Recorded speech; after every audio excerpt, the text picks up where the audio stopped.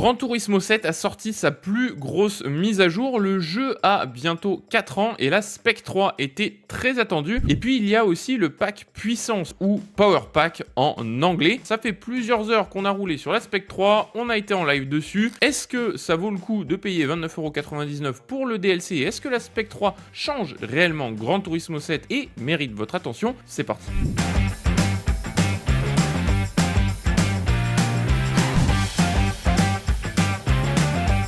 On va démarrer par le nouveau contenu. Donc vous le savez, je m'attarde pas énormément dessus. Il y a 8 nouvelles voitures et 2 nouveaux circuits. Sur les nouvelles voitures que l'on a testées, les 3 grandes stars et principales selon moi, c'est la F3500B, donc la nouvelle Formule 1 inspirée des années 90, qui ressemble bon an mal an à une ancienne Benetton de l'époque Michael Schumacher. Il y a Cocorico, le Espace F1, qui était présent déjà sur Gran Turismo 2 et qui revient sur Gran Turismo 7, qui se conduit littéralement comme un camion. Il y a un time trial en ce moment même en ligne disponible sur le nouveau circuit d'Abu Dhabi. L'espace F1, c'est le son avant tout et qui pourrait donner des meme races assez sympas sur le jeu. Et la troisième voiture d'attention, qui est la catégorie la plus utilisée notamment en mode sport, c'est la Ferrari 296 GT3, qui est franchement très très cool à conduire, ultra saine, et je pense qu'elle va pas mal s'imposer parmi les débutants, quel que soit le circuit, à voir en termes de performance que ça va donner avec la BOP, mais franchement une base super saine, très sympa à conduire et qui vient rafraîchir un peu le line-up de groupe 3, parce qu'on a enfin une GT3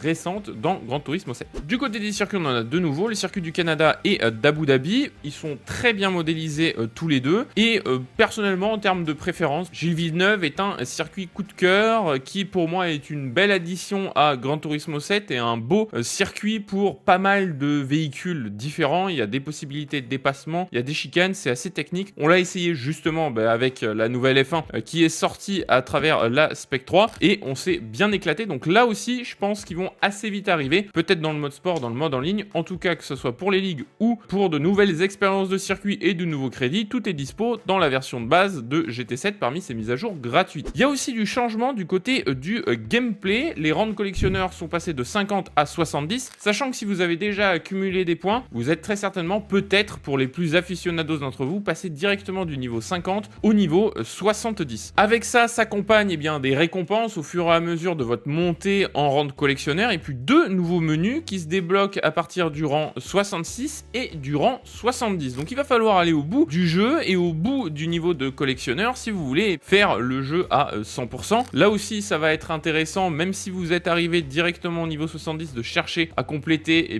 l'ensemble des menus avec les nouveaux véhicules qui sont disponibles. Et puis, surtout, dans le solo, par rapport au guide qu'on avait fait, c'est la fin de la mécanique, notamment des invitations. Les invitations, avant sur GT7, fonctionnaient uniquement par les tickets de roulette. Vous aviez une invitation d'un constructeur qui vous permet d'acheter des modèles spécifiques pour remplir votre garage. Le système a été plus ou moins aboli. Cette fois-ci, quand vous gagnez une invitation, celle-ci n'expire jamais. Avant, vous aviez dans les 30 jours pour acheter les véhicules en question, donc de temps en temps, vous loupiez une invitation. S'il fallait acheter par exemple l'invitation Ferrari, c'est plusieurs millions de crédits qu'il faut commencer à farmer, puis il fallait tomber sur l'invitation en question. Le système est simplifié et plus fair que ce qu'il était, donc ça, pour le solo, c'est plutôt cool. Deuxième partie, et je pense que c'est l'une des plus importantes de cette Spec 3, c'est les changements autour de la physique. Gran Turismo, à travers les Gran Turismo World Series, donc leur championnat du monde e-sport, ont officialisé récemment leur partenariat avec Dunlop. Et ils en ont profité à l'approche de la finale mondiale pour refondre la physique autour de GT7, que ce soit sur le travail de la suspension un peu de la voiture, mais aussi et surtout le travail du pneu et le force feedback à l'intérieur de GT7. C'est plutôt convaincant. On va clairement dans le bon sens. GT7 est une excellente simcade avec beaucoup d'aspects même de simulation. On en a parlé assez grandement lors du live de découverte de la Spec 3. Et ce que je dois dire, c'est que le comportement des véhicules est un peu plus facile à appréhender, pas dans le sens plus simple, juste plus naturel. Et c'est notamment le cas dans les situations de sous-virage et de survirage, surtout de survirage je trouve, ou dans Gran Turismo 7, quand vous perdez la voiture et que l'arrière décroche, c'est assez violent et vous avez assez peu de chances de le rattraper, il n'y a pas de progressivité. C'est plus le cas avec la Spec 3, je trouve qu'il est beaucoup plus facile et beaucoup plus progressif de sentir justement la limite de grip autour du pneu. Comme vous le voyez, je suis équipé avec le GT DD Pro. Au niveau du force feedback, ça fonctionne très bien, hein. Là on est avec la roue 2.5 qui a aussi les vibrations à l'intérieur de la roue. Donc pour ressentir les vibrations lors de la saturation des pneus avant ou alors lorsque l'arrière part en cacahuète, c'est plus progressif et vous allez arriver à plus naturellement le rattraper. Il reste quand même sanctionnable, hein, mais pour le coup, je trouve que c'est une vraie amélioration, une vraie profondeur et ça devrait amener dans le gameplay les joueurs qui savent et qui prêtent attention à la gestion de leurs pneus, là je pense au mode sport et notamment au Daily Race C, à peut-être tirer encore plus leur épingle du jeu. Peut-être, vu qu'il y a moins de sensibilité aussi, amener une diversité de stratégies. Il va falloir voir ça dans les prochaines semaines, mais en tout cas ça va être intéressant. Et puis au niveau e-sportif, ça va être intéressant puisque changement et ajustement de physique juste avant les finales qui vont se dérouler dans 15 jours. Pour le coup, ça pourrait peut-être redistribuer les cartes avant le Japon à Fukuoka. D'ailleurs, en parlant de la physique et du force feedback, je vous rappelle, n'hésitez pas à rejoindre Discord. Vous avez mes réglages pour le GT DD Pro. Ceux qu'on avait fait sur la 1.60 sont toujours valables et fonctionnent parfaitement sur la Spec 3. Ça a changé la vie de beaucoup d'entre vous qui étaient propriétaires du GT DD Pro. Et d'ailleurs, pour continuer sur Fanatec, une news qui est sortie lors de la sortie de la Spec 3, le Full Force est également présent désormais sur GT7. Le Full Force vous concerne si vous êtes propriétaire du club sport DD+. Le Full Force, c'est la technologie de Fanatec, leur traducteur, si vous voulez, du force feedback entre la partie hardware et la partie software. Donc comment en fait ils traduisent la physique du jeu dans le force feedback du volant avec un peu plus de profondeur, que ce soit dans les vibrations et dans les détails. C'était présent sur iRacing par exemple déjà sur PC et c'est arrivé sur GT7. Alors je suis pas propriétaire du DD+, donc j'ai pas eu occasion de le tester là-dessus, mais en tout cas des personnes qui sont sur Discord, et je remercie encore la communauté de partager son feedback, il est présent bien moins que sur PC et c'est logique puisque la console a certaines limitations en termes de transmission d'informations du force feedback par rapport à une simulation PC, donc ça c'est logique, mais ça apporte un petit plus là aussi dans la retranscription d'informations et la compréhension de ce que fait la voiture. Donc si vous avez le DD+, pensez à bien le mettre à jour sur un PC avec les dernières mages Fanatec. C'est pareil d'ailleurs si vous avez un GT DD Pro, hein, il y a des mises à jour qui sont sorties, donc pensez à y faire un tour et à nous rejoindre sur Discord pour profiter au mieux de votre volant. Autre ajout que j'ai failli oublier avec la Spec 3, un détail et pourtant pas des moindres, ça fait toute la différence si vous voulez progresser sur GT7 rapidement, c'est le data logger. Alors un data logger, c'est quoi?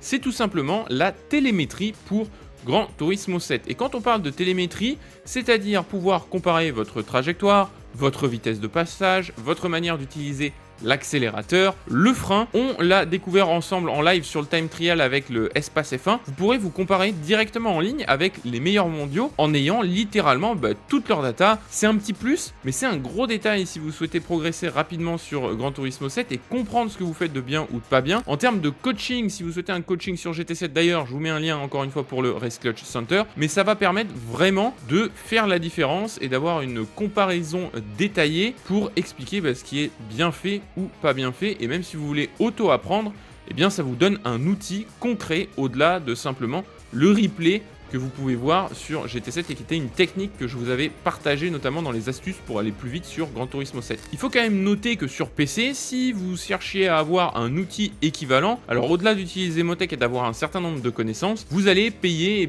des applis externes. C'est pas le cas sur GT7, ça fait partie du service. Donc là pour le coup, dans la Spec 3, ça va vous permettre de réellement avoir ce côté progression, compréhension de la progression au-delà de la physique, qui est un plus vraiment sympa. Vous me direz ce que vous en pensez dans les commentaires. Dernier détail sur la physique, on l'a pas testé plus en profondeur pour l'instant sous la pluie. Et je pense que ça va apporter pas mal de choses sous la pluie. Cet aspect de progressivité, notamment parce qu'il va y avoir des phases de transition de grip. Et qui dit plus de progressivité, dit là aussi plus de finesse dans le ressenti, dans le pilotage, et donc peut-être un peu de skill gap, donc d'écart de niveau qui va se créer et qui va permettre aux meilleurs de davantage se distinguer dans ces situations de transition. Si jamais vous voulez voir ces impressions et que vous découvrez la vidéo lors de sa sortie dimanche, on sera en live sur la Spec 3 et sur GT7. On est en live tous les lundis, donc rendez-vous lundi à 19h sur YouTube et sur Twitch. Bien, tout ça, ça concernait la Spec 3, donc la mise à jour gratuite disponible sur Gran Turismo 7. Maintenant, il faut qu'on parle du DLC, le pack puissance ou Power Pack. Aïe aïe aïe, Sylvain sur l'autoroute, il est mort.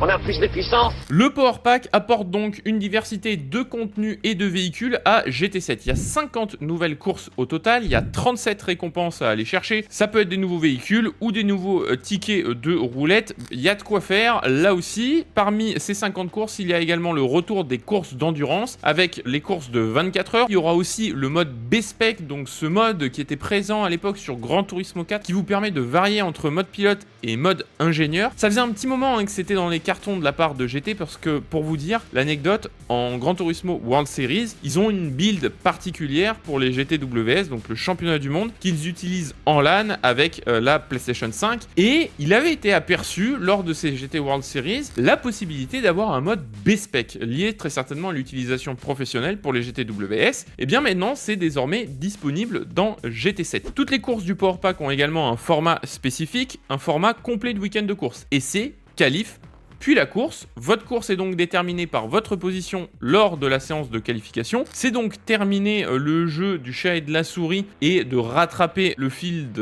en partant de la dernière position, comme c'est le cas sur la majorité de la carrière sur GT7. Et la difficulté va être augmentée et le nombre de crédits du coup que vous allez gagner associé aux courses par le véhicule que vous allez choisir. Parce que oui, ce ne seront pas les véhicules de votre garage, vous allez louer des véhicules. Vous aurez le choix entre 3 véhicules jusqu'à présent de tout ce qu'on a pu faire. Un véhicule qui est considéré comme la méta, un véhicule qui vous donne un peu de difficulté supplémentaire avec un piment et puis 2 piments pour le véhicule qui est soi-disant le moins performant. Sur le week-end de course, il y a beaucoup de variétés sur les véhicules associés. Je parlais des GTWS tout à l'heure. Au niveau de l'IA, ils ont repris également et scénarisé. Si vous avez un scénario plutôt qui se déroule au Japon, vous allez avoir les pilotes de la zone asiatique et Océanie. Si vous êtes plutôt aux US, Amérique du Nord, Amérique du Sud. Et si vous êtes en Europe, eh bien, pilote français, italien, espagnol, etc. On reprend le format de compétition pour personnifier les IA. Toutes ces nouveautés sont franchement bienvenues et très fun, mais elles ne sont disponibles que si vous êtes sur PS5 ou PS5 Pro. Si vous êtes sur PS4 et que vous avez GT7 sur PS4, malheureusement, elles ne sont pas dispo. Et pourquoi? C'est la transition pour vous parler de l'IA, puisque Sophie 3.0 est disponible dans le Power Pack. C'est l'IA standard dans le Power Pack. Je vous en avais déjà parlé au tout début du projet Sophie sur Gran Turismo, donc je pense que ça date peut-être bien d'il y a 3 ans maintenant, du partenariat entre Polyphony et Sony AI qui permet bien de développer une IA qui va répliquer des comportements humains beaucoup plus réels. Et ça implique une puissance de calcul qui est supérieure, ça demande plus à la machine et la PS4 est trop limitée. Il faut dire que la PS4 est sortie il y a plus de 10 ans, donc il y a une certaine logique à ça. Et il faut dire que Sophie 3.0 est extrêmement convaincante. On a eu l'occasion donc de la rouler en live, vous l'avez vu ensemble, que ce soit en termes de comportement. L'IA va défendre de manière intelligente, va vous fermer la porte, va vous faire des dive bombs sans vous sortir et en même temps va venir vous toucher et jouer de la carrosserie de temps en temps. Si vous êtes en difficulté, j'ai trouvé ça assez bluffant. C'est la meilleure IA avec l'IA d'iRacing sur le marché aujourd'hui pour les jeux de course auto et ça apporte une énorme profondeur supplémentaire à GT7. Alors non, Sophie 3.0 n'est pas disponible dans le reste de GT7 au-delà de si vous allez faire une course avec IA, quoique encore je suis pas sûr. Je vous mettrai peut-être un commentaire épinglé à ce sujet-là après un peu plus de recherche, où vous me corrigerez vous-même dans les commentaires, parce que sinon ça serait plus accessible à la PS4. On a toujours cette problématique, d'où le 3.0 dispo uniquement dans le Power Pack. Le seul point que j'ai trouvé par rapport à l'IA standard de GT7, c'est que j'ai l'impression qu'ils ont réduit un peu le poids des véhicules de l'IA. Alors ça va vous parler si vous avez vu ce stream qu'on a fait sur Project Motor Racing, où vous fonciez à 200 km/h et la voiture de l'IA ne bougeait quasiment pas. C'est ça que j'entends par le poids du véhicule de l'IA. Il a l'air un peu plus léger sur le Power Pack et du coup, autant sur la version standard de GT7, vous avez du mal à les bouger, autant là sur les contacts, si vous êtes un peu appuyé, il va y avoir ce côté exagération, comme si vous aviez cet effet dans le force feedback en multijoueur, où effectivement, si vous vous faites percuter, vous allez perdre la voiture. Je le trouve peut-être un chouille exagéré sur Sophie 3.0, mais encore une fois, c'est vraiment un détail par rapport au reste de l'expérience. Et le Power Pack rallonge la durée, permet aussi d'utiliser des véhicules donc on n'a pas l'habitude d'utiliser, de diversifier le contenu et d'avoir une manière un peu différente de jouer à GT7 par rapport à sa version standard. Ça se complète vraiment bien par rapport à ce qu'est GT7 habituellement. Alors attention, au-delà de ne pas être dispo sur PS4, pas de panique si vous n'avez pas le Power Pack et que vous l'avez acheté tout de suite dans GT7. Si vous achetez les deux en même temps, c'est normal que le Power Pack n'apparaisse pas tout de suite. Comme vous le savez, et je vous renvoie vers le guide Gran Turismo 7 et tout ce qu'il faut savoir pour comprendre le jeu, dans le mode solo, vous allez débloquer les différentes parties de la map de GT7 en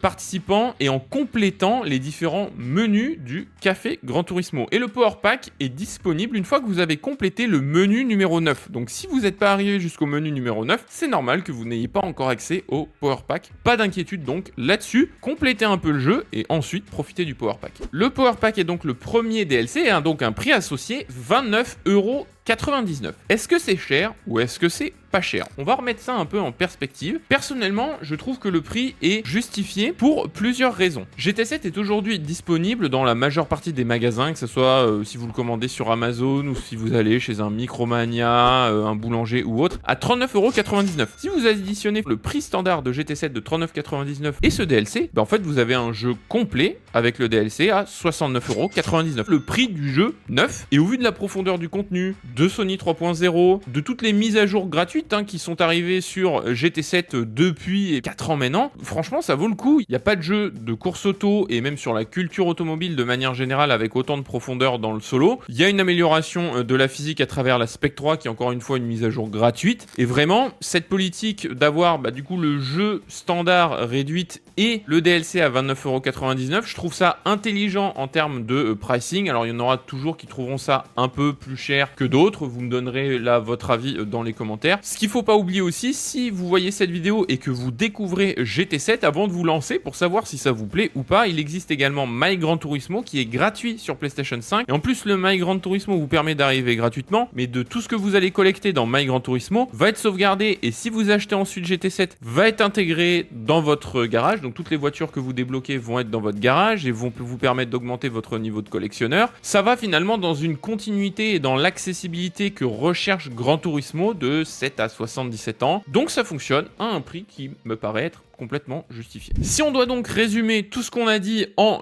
une minute, le nouveau contenu de la Spec 3 est top, il est diversifié, les véhicules sont pour le coup très intéressants, on n'est plus sur les mises à jour SUV de GT7, les nouveaux circuits sont très bien modélisés et là aussi intéressants. Petit coup de cœur pour le circuit de Gilles Villeneuve et la physique, deuxième point, a progressé dans le bon sens. GT7 était une excellente simcade et la physique et notamment au niveau de la sensibilité des pneumatiques est un peu plus progressive au sur et au sous-virage et ça pour le coup ça va correspondre aussi bien aux débutants qu'aux plus aguerris, que vous jouiez avec ou sans les aides. Et pour parler du DLC et du Power Pack, très belle addition, profondeur de gameplay, gros coup de cœur là sur l'IA et sur Sophie 3.0 qui amène un vrai challenge que vous soyez à la manette ou au volant. C'est, comme je le disais, la meilleure IA avec celle d'iRacing aujourd'hui sur les jeux de course auto et un prix à 29,99 € qui est justifié au vu de la profondeur et du modèle autour de Gran Turismo 7. Donc si ça vous intéresse pour Noël, GT7 est un très bon plan sur PlayStation. Si vous voulez en découvrir plus sur le jeu et savoir comment devenir plus rapide, je vous rappelle une vidéo qui est sortie juste là.